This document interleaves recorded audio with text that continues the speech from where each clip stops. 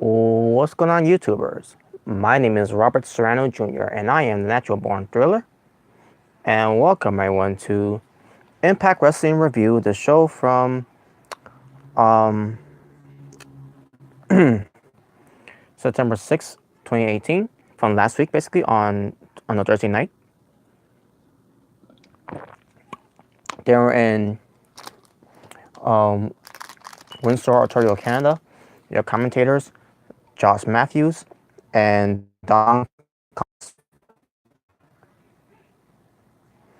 So that being said, let's get right into it. And basically, this is the fallout from Impact Wrestling's special free pay-per-view TV event thing that they do, which if it didn't feel like it was pay-per-view quality TV show, redefined. And basically on the show is that what comes to Moose has got to explain why he did what he did with Eddie Edwards. We'll get to that when we get to it. But other than that, let's just get to the show itself. And I got a lot to say when it comes to that, and what comes to the whole thing with Kiera Hogan. We'll get to that later. We get a rematch from P.D. Williams versus Rich Swann. Last time these two had, it was a short match, which I don't blame them. I blame Impact Wrestling because the redefined show was supposed to be a pay-per-view quality type of event, and they didn't feel that like that. So the match they had was short, with Rich Swann going over. But this Impact Wrestling show for this episode, they went a little longer, and the way to underpay them to go a little longer in this match, to do more stuff in the match, is that they give them the opening match, to open up the show. So yeah, so highlights of the match. And by the way, we had also Matt Sydal on commentary. When it comes to where Matt Sydal is interest of Rich Swann's career in Impact Wrestling, especially when it comes to the X Division. But anyways, highlights of the match. PD hits a swing shot hurricane on the outside, followed by a cold breaker from the inside. P.D. Williams, he goes for the Canadian Destroyer, but Rich Swann counters into the Enziguri kick. Rich Swann goes for a handspring cutter, when it comes to Jay Lethal, which Jay Lethal calls it the lethal injection from Ring of Honor. Rich Swann goes to a standing Tombstone press, I meant to say, excuse me, but P. Williams kicks out. Matt Sydal leaves the commentary to go on the ramp to distract Rich Swann, as Rich Swann was trying to go for the win here. But basically, he was like giving him encouragement, whatever. I believe that's what it was. When it comes to the whole thing with Matt Sydal doing the third eye. But this led to P.D. Williams get out of the way of Rich Swann's. I believe he went for the 450. Hello. And P. Williams goes for the Canadian Destroyer and gets the win on Rich Swann. So yeah, P. Williams wins the match. So basically, it's now 1-1 piece between the two. Will they have a rubber match? I don't know. Maybe they will. Maybe they're not. Who knows? But we'll see. Where's Golden? After the match, Rich Swann was approached by Matt Sydal. Matt Sydal was trying to guide him, but Rich Swann didn't want to hear none of it, as he told him to stay away from him. So basically more is going to his influences later on in the weeks. But as far as the match was, a pretty good match, except the fact that Pete Williams had to be involved in the match. So we get the Desi Hit Squad, Rohit, Raju, and Gursiddar Singh being covered by the Great Gama Singh, as they go up against the team of Joe Hendry and Grado, being covered by Katarina, I meant to say. So yeah, we get this match. All I can say is that the Desi Hit Squad, they won, which is good. But basically it was because Grado lost the match for them, and Katarina is basically tearing him apart, talking trash, talking down on him, and says that she doesn't love him, but she loves Joe Hendry. And then she kisses Joe Hendry, and Joe Hendry pushes her away, and he's like, "Hey, that's my best friend. You're embarrassing and everything, and you and I we're not a thing. Nothing's going on between us and everything." And then Katarina slaps him, and she walks away. And then Joe Hendry is there for Grado, and there you go, whatever. And yeah, folks, I don't care. And also backstage, they did this again with Joe Hendry and Grado backstage about the whole thing with Katarina, and there you go. And again, I don't care. To me, that's trash. Impact Wrestling, they plug Impact Wrestling versus the UK. It's gonna be on Twitch TV. I mean, yeah, on Twitch. I mean, on basically Twitch TV. On their Impact Wrestling on Twitch channel, and it starts at. If I don't join. At 12 p.m. Eastern time. Fails to get. For those also in the Eastern time area. Now I don't know if this already happened, but hey, I'll check it out when I can. Anything that involves UK wrestling, I'm there. Okay. Because Scarlett Bordeaux, she's being confronted by KM and Falaba, how they look at the tag team and blah blah blah blah. And I say to myself, really? What are they doing with Scarlett Bordeaux? She's involved with trash on Impact Wrestling. When it comes to KM and Fallout Trash, and Fallout Trash is there, by the way, talking about bah.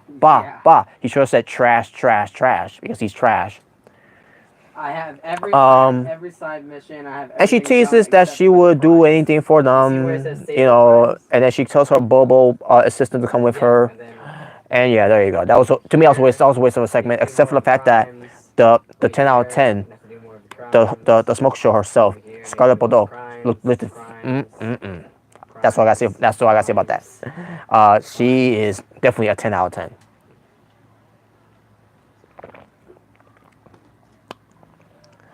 Eli Drake gets a microphone. He's doing this whole thing where he's doing the Eli Drake Open Challenge, and some guy named Stone Rockwell comes out. He's basically looking like a cowboy, I believe. Hillbilly, whatever, your redneck, whatever. Eli Drake beats him in a matter of seconds with a gravy train, and there you go. And why should I care about this? Because Eli Drake's in it. This is the best you got for Eli Drake after signing a new fucking contract for Impact Wrestling. If that's the case, then he should just decide to just go to WWE at this point.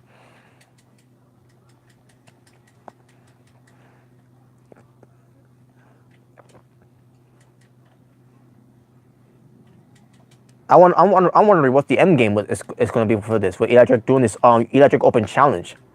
Well, with these random challengers that look like a bunch of fucking clowns. Fuck you. Exactly.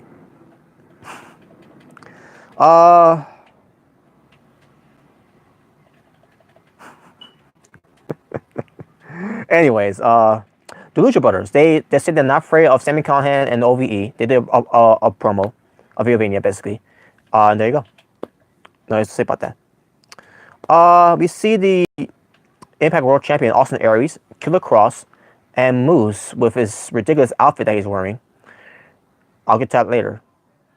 But they're in the locker rooms, they're resting, they're relaxing. All of a sudden we get Alicia Adult. She's trying to get word from them. And just like, doesn't anyone knock anymore and all that, so they kicked her out. And they'll address what happened, what the whole thing with Moose, that what he did. When it comes to betraying Eddie Edwards. Speaking of betraying Eddie Edwards, we get Alicia Edwards, the wife of Eddie Edwards. She comes in, horrible actor, horrible acting. I mean, horrible actress, because she's a woman. But yeah, horrible acting for Alicia Edwards. I'm like, oh my god, this is terrible. And that's all I gotta say for that one. Which I basically live in. And that was in the hour number 1 for Impact Wrestling. Total My Wrestling for Impact Wrestling. For hour number 1 for Impact Wrestling, 3 matches, which is good. Now for hour number 2. And hour number 2 will feature the Impact Knockouts Championship. Tessa Blanchard defends the title against the challenger, Su Yung. Before the match, they saw Su Yung and her undead bridesmaids with the coffin that says Tessa, because Tessa is going to be the next victim when Su Yung, yeah, and with that, you think you like Su Young's going to win this match, right? Against Tessa Blanchard after Tessa Blanchard just won the title. That's not what they did after that. That's not exactly what they did. But I'll get more of that when I get to it. Here, so here we go. So, highlights of the match. So Su Yung comes out first, and she came out by herself. And I said, "Mr. Women, where's the undead bridesmaids? Where's the coffin? Where is that, right?" Unfortunately, there wasn't. Again, I'll get to more of that once I go to the match. So here we go. The match itself. So Su Yung puts her signature bloody glove on to go for the mandible claw to Tessa Blanchard. Tessa Blanchard escapes and says she's crazy, and all that. And the crowds were some of the crowds were all repeating her. She's crazy, she's crazy. Anyways, so Tessa Blanchard she gets a steel chair. Well, actually, not yet. She drives Su Yung onto the mat, and from the second rope, basically, that's what she does. It like an STO type of thing. But Su Yung kicks out. Tessa Blanchard then gets a steel chair outside the ring. Referee tries to stop her, which allowing Su Yung to gain control. Su Yung with a drop kick because of distraction. Su Yung goes to hit Tessa Blanchard with a steel chair, and connects with a all the way over here. I'm sorry. Su Yung had Tessa Blanchard sit on the steel chair.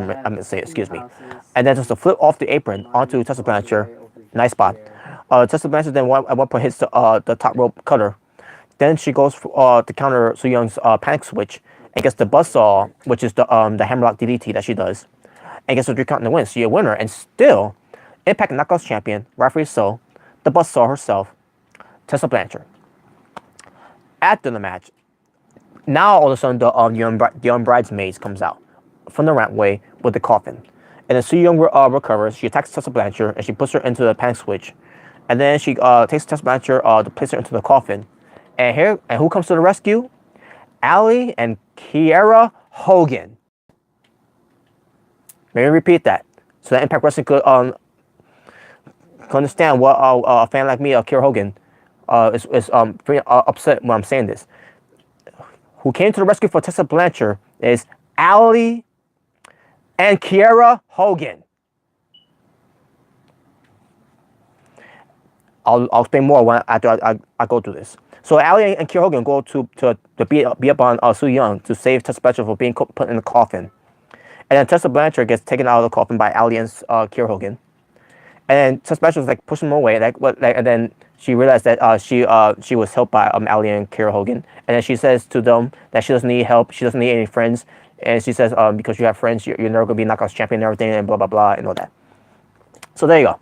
Now why am I upset of why I kept saying the names louder? When it comes to Allie and Kiera Hogan. So after all this whole thing of Allie and Kiera Hogan saving Tessa Blanchard, on commentary, Charles Matthews and Don Callis, they basically go for recap about the whole thing with Su Yung was going to put away Tessa Blanchard in the coffin, and they said in their words.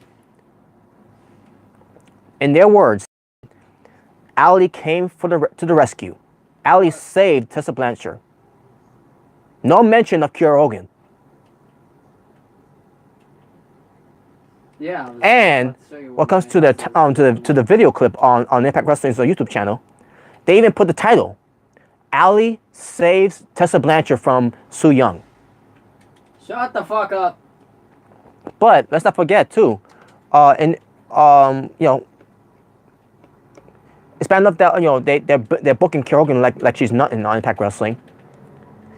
But what comes to this, remember the whole thing with Kiera Hogan being Alicia Edwards, and then Allie was like, I'm not gonna make this about me. I just want to clear a promo and all that. If it's okay with you, when it comes to ruin her victory. Fucking 3DS. It basically, because you gotta make it all about Allie. Some Kirby. And here we go again. Kirby. Here we go again with Impact Wrestling, making this all about Allie again, and not including Kiera Hogan. Not even mentioning her. All I hear is not even mentioning her at all. Like, seriously, she was there too to save Tessa Blanchard. It wasn't just Allie out there; it was also Kiera Hogan. Just by saying that, why even bother having her out there anyways? If you're just going to mention only Allie, and again, what comes to the clip that they have on YouTube on the Impact Wrestling channel, like I said, the title, it says Ali saves Tessa Blanchard, but in the description, in the description box, they say Ali and Kiera Hogan. I like, it doesn't fucking matter, morons. They told you on TV that Ali came for the rescue. They even told you in the title of that clip, Ali came to the rescue. No mention of Kiera Hogan whatsoever. So once again, another terrible booking and another disrespect to Kiera Hogan once again on Impact Wrestling. I don't understand why. I don't get why. But for those that still don't feel that way, this right here proves it.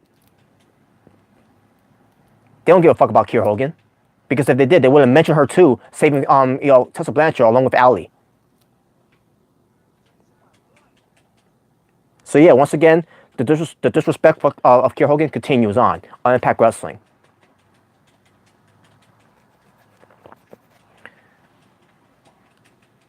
Why even have her out there if it wasn't even going to if you want to mention her anyways to help Tessa Blanchard by being buried by Su Yung in the coffin? You could just have Ali out there. Ali could just come out there by herself to save Tessa Blanchard. If Impact Wrestling was going to do that fucking bullshit, and not even mention the existence of Kiera Hogan.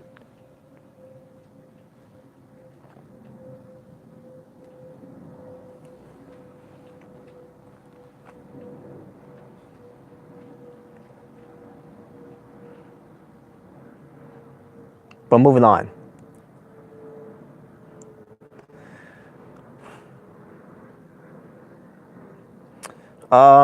Brian Cage.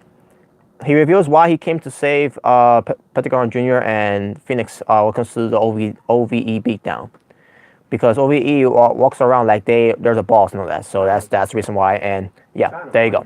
So yeah, whatever. I'm sorry, folks. I was too upset the fact that that Impact Wrestling didn't even mention Kiera Hogan being involved of that angle with Ali saving Tessa Blanchard.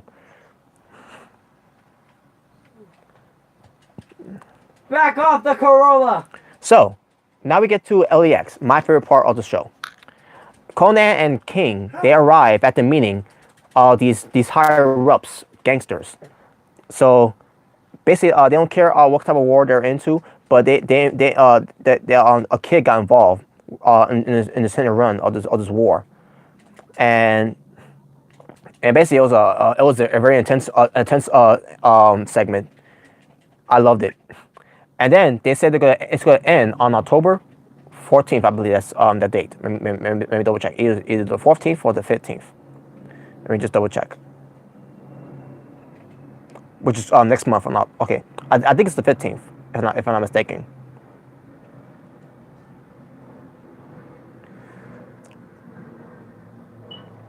But basically, Bound for Glory. They didn't mention Bound for Glory, but they mentioned the date for Bound for Glory.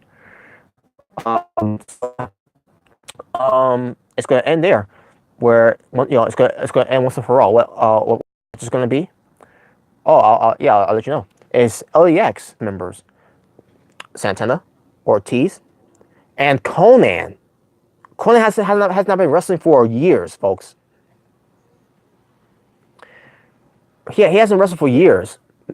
He's not in his prime anymore. He wasn't like he used to be in AAA or even during his first run in TNA. Because he had to get this whole kidney implant. Yeah. The kidney transplant, and then the hip replacement, whatever. Conan is not his prime anymore. He can't wrestle anymore. Basically, he can still take bumps. We've seen him before. He can still take bumps. He can still get involved, but he's going to be back in a wrestling match. Wow. That's what we're getting. We'll get Conan returning into the ring. As he teams up with Santana Ortiz, LAX, to take on King, Homicide, and Hernandez, the OGs, at Bound for Glory, a 6-man tag team match. Now, is it going to be one of those 51-50 street fights, or it's just going to be a regular match? I don't know. It hasn't been really been explained yet.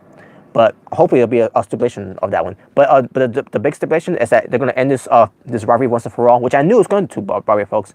I knew it was going to. That this LAX thing, it wasn't over yet until we get to Bound for Glory, and soon enough, we get to this on this part of the show, and I was right.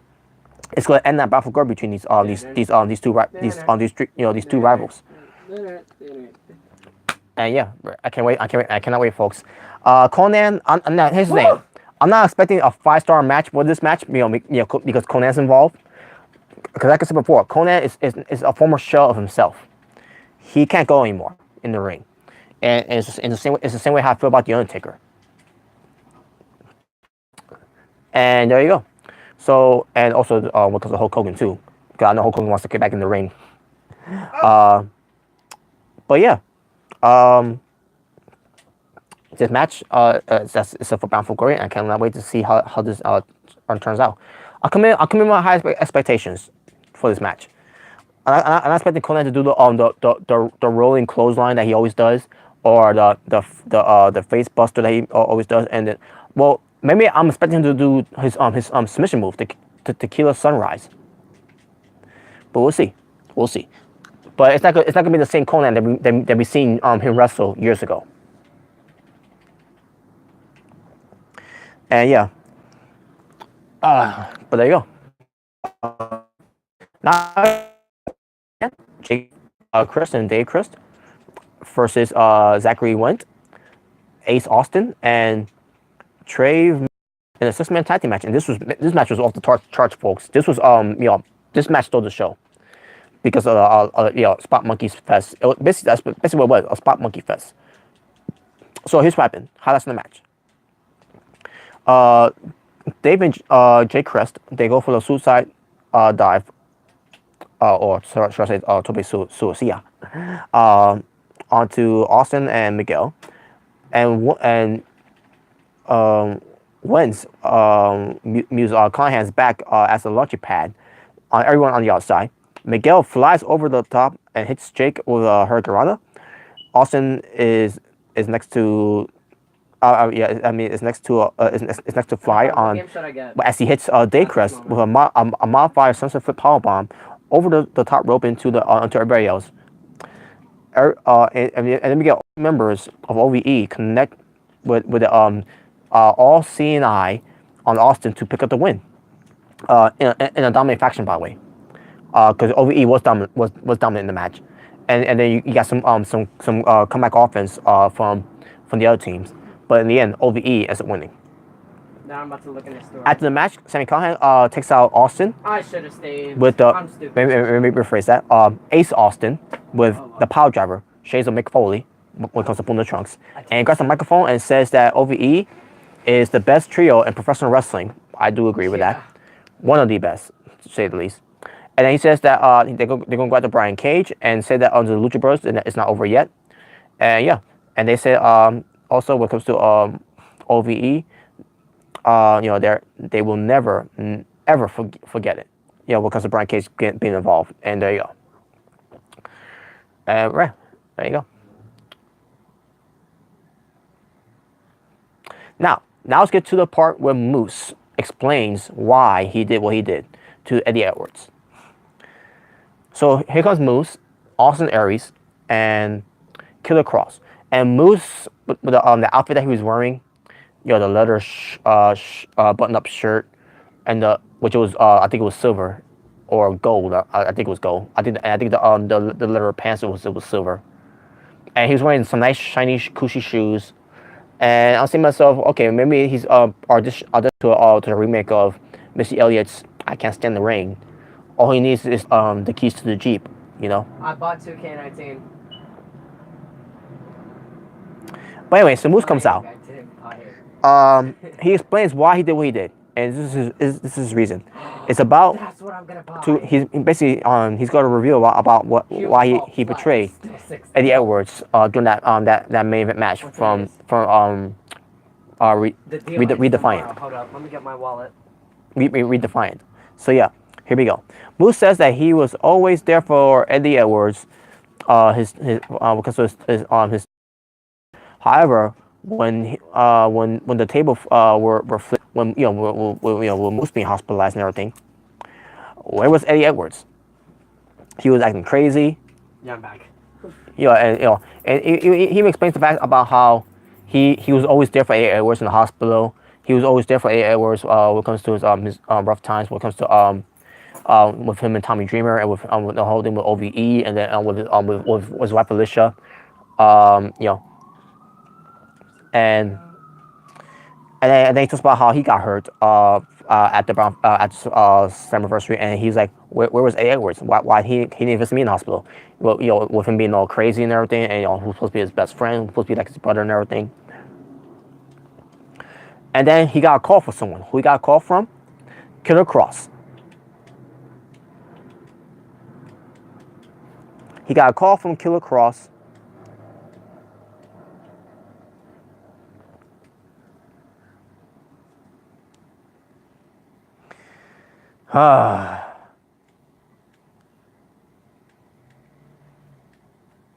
Because Killer Cross cares about Moose, right? Even though Killer Cross is supposed to be a guy who doesn't care about anyone, who beats people up for just for why not, why?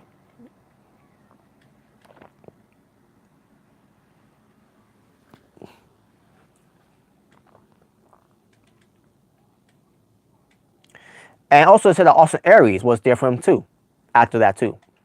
And it seems so, but during your feud with Austin Aries, you were down each other's throats and all that. Where Austin Aries attacks D'Angelo Williams, and then Moose says to Austin Aries, remember, or don't forget, Payback's a bitch, and all that, and basically a bloody feud between these two, because it's personal now. Folks, in a way, half of it made sense what Moose was talking about, but the other half made no sense. But the whole thing with A. Edwards, half of it makes sense. But the whole thing with Killer Cross and Austin Aries being involved makes no fucking sense.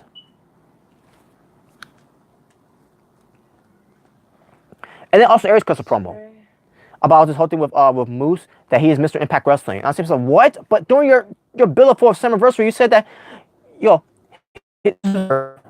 Moose, you could call yourself Mr. Impact Wrestling, which is not true. I'm like, what the fuck is this? Now they're going against their on the booking.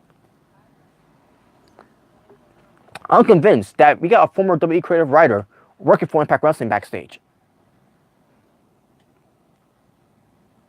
I'm sorry, folks. This makes no fucking sense. Sorry, guys. The whole thing with Moose turning heel on 8 hours because Killer Cross and Austin Aries made no fucking sense. The same Austin Aries that Moose has been feuding this year when it comes to the summer anniversary build-up.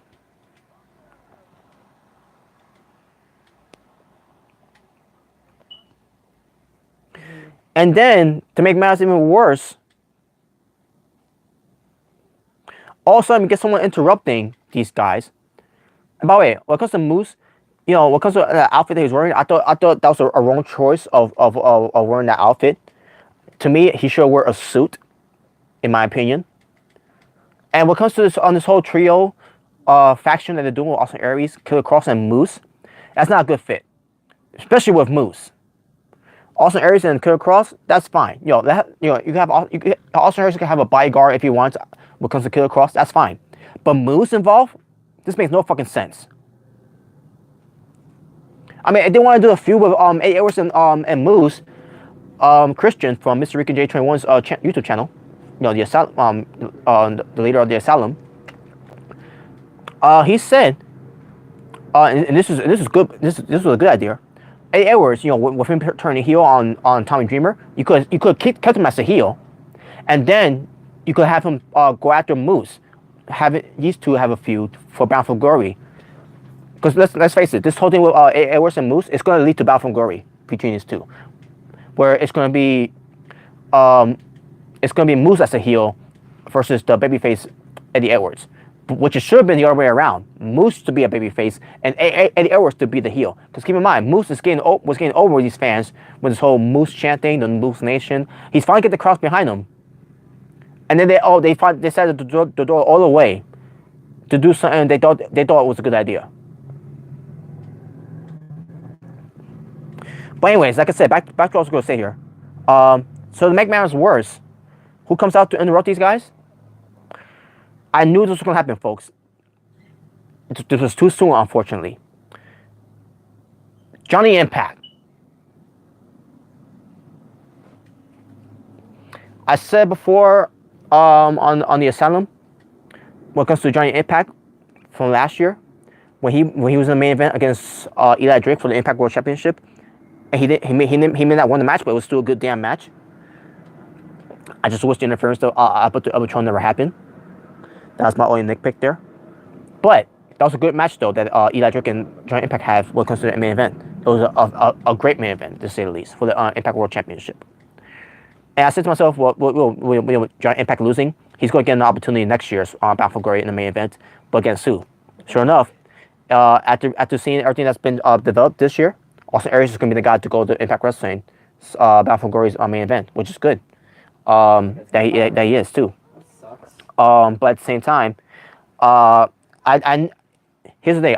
It was either going to be Johnny Impact or Moose. It was going to be one of those two that's going to be in the main event against Austin Aries at Bound for Glory. But when it comes to Moose situation, they decided to pull the trigger on it immediately, and they decided to put it on Summerversary instead, which was good. It was in a way it was still good. I can't wish it was Johnny Impact though. Now that I think about it. But I knew this was going to happen. Johnny Impact. He just came back, and now he's getting a title shot, just like that. Yeah, and this is what the promo was too, by the way. He came out there, and the promo to let Austin Aries know he's going after Austin Aries at Bound for Glory for the Impact World Championship title shot. And I said, so, wait a minute. What about you and Kong? The feud that the continuation feud that they never closed. Because remember, last we seen Kong, he attacked Johnny Impact at a pool party, and then he was tossed into the pool by Johnny Impact, and then all of a sudden, we get to this point, and now all of a sudden, Kong's nowhere to be found. He probably drowned in the pool. And now Johnny Impact just moved on from that because he ended the feud against Kong by throwing him in the pool. Stupid. And now he gets a title shot. He just came back. And he won about, what, 2 matches already since he came back? Which, by the way, is ridiculous that he came back to win matches. So, yeah. He's like Charlotte Flair. Charlotte Flair came back. She beats Carmella to get a title shot. And she wins it at SummerSlam. Same thing with Johnny Impact, except he hasn't won the title yet. He came back and won 2 matches. And already he's getting a title shot against Austin Aries at Bound for Glory, which he's going to win, by the way, folks. Spoiler, he's going to win.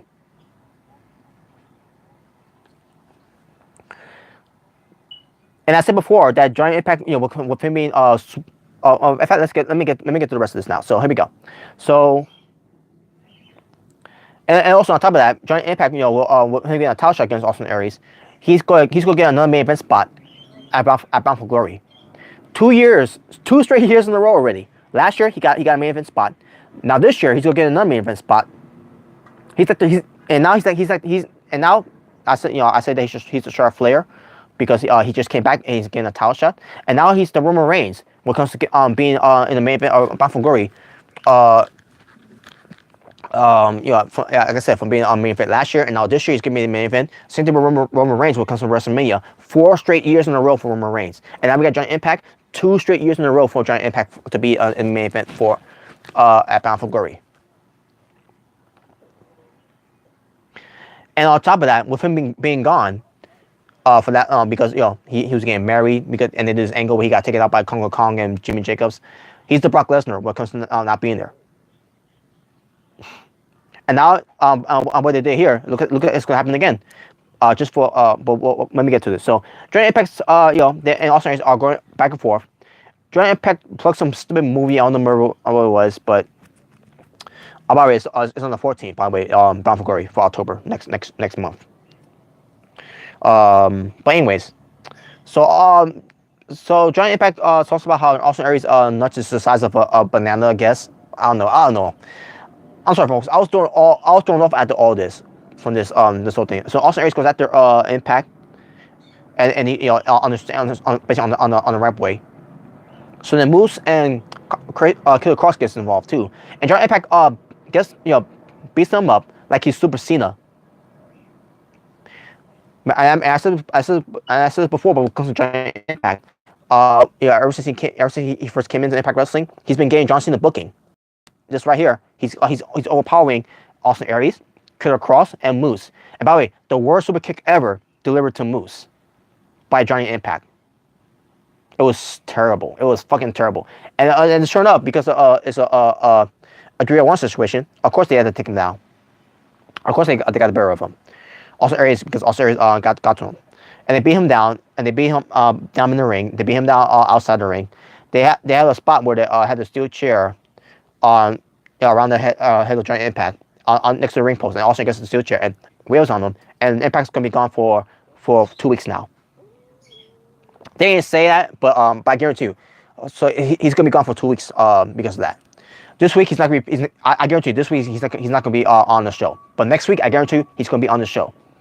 Because he's gonna be he's getting that part-time being gone for weeks like Brock Lesnar has from WWE. Basically, I'm comparing Giant Impact to three or to four, or should I say the four from WWE. Sure, Brock Lesnar for not being there that much. Brock Lesnar. I don't remember if I say Brock Lesnar. My mind's elsewhere now, but maybe get back on track. Brock Lesnar for not being there that much for this year. Charlotte Flair for showing up and win match and getting a title shot. Roman Reigns what comes getting a title shot and to be made bound for glory. And finally, for overpowering Moose, Austin Aries and Killer Cross, he's been getting this booking too, by the way. Before this angle, what comes becoming Super Cena. And by the way, what the fuck was that he was wearing? The T-shirt. He had a T-shirt of a Moose behind him, holding him, holding on his shoulder, and Giant Impact is bending down with one knee and all that. He's down with one knee. I'm like, what the fuck is that? I get it, it's a T-shirt that's made from Canada for Giant Impact, but still, it's so fucking weird. A Moose behind Giant Impact. That was fucking weird.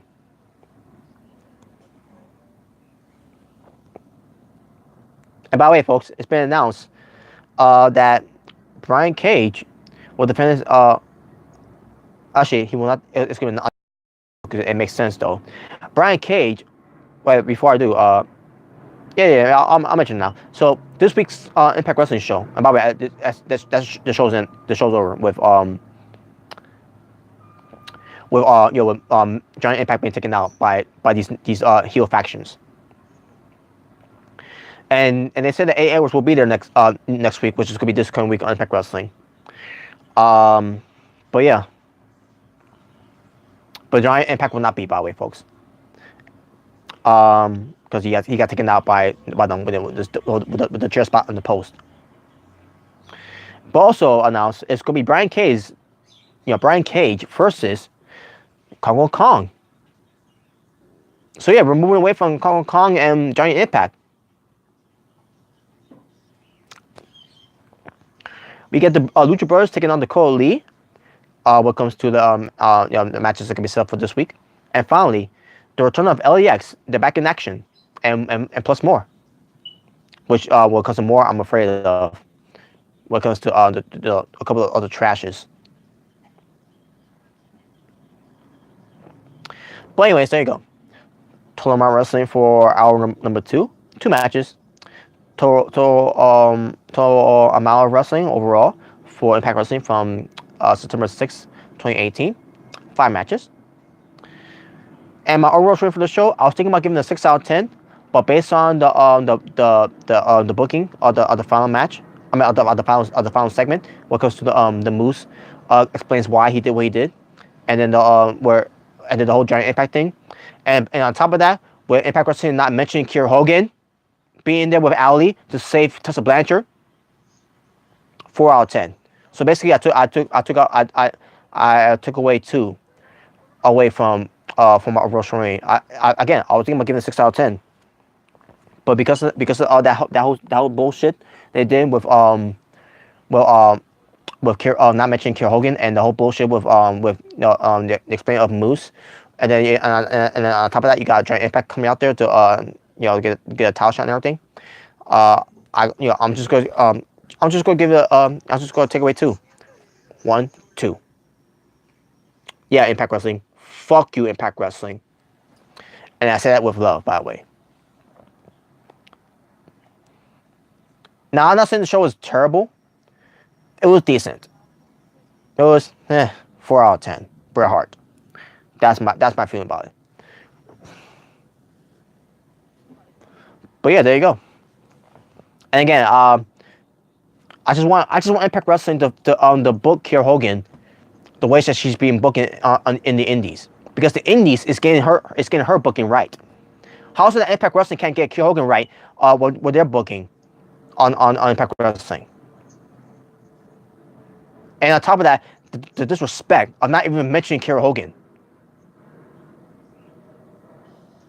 I can't wait to hear someone defend this shit about the reason not mentioning Kiera Hogan when it comes to Kiera Hogan and Ali saving Tessa Blanchard. Because again, they didn't make it about Kiera Hogan and Ali. They made it only about Ali. Because at the end of the day, it's all about Ali. And this is nothing against Ali. I like Ali. But spade a spade here. Let's call it a spade here. It's not just about Ali. It's also about Kiera Hogan too. It's also about Tessa Blanchard. Also about Su Yung. And also about Skylar Bordeaux. But they're getting a better booking. They're being mentioned on the show more than Kiera Hogan is. They're more important than Kiera Hogan, but according to Impact Wrestling. And why even bother sign her anyways if this is how you're gonna treat her? Anyone thought that Kiera Hogan is getting a decent booking? This proves otherwise, because the way they disrespected her on TV, it did not sit well with me as a Kiera Hogan fan. This is bullshit. And Kiera Hogan should leave.